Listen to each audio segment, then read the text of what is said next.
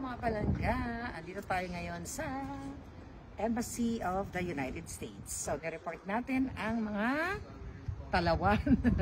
Nireport natin ang gobyerno ng Pilipinas sakaling idukutin nila ako ng illegal extraction. So, nireport natin sila ngayong araw na ito at para ma-document. Kasi di ba nag-pronounce ang NBI sa Santiago at itong mga bangag na they will hunt me down wherever I am.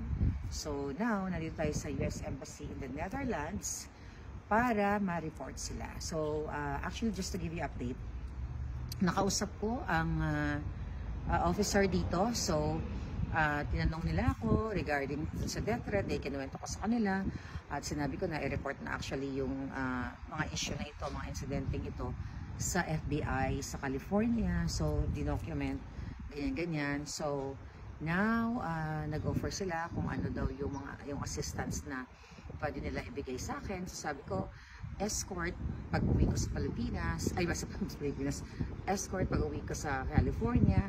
So ayun, at kinuha nila yung aking information and they will update me sa aking mga concern and request. So mula dito sa US Embassy in the Netherlands, this is your Palangga. See you!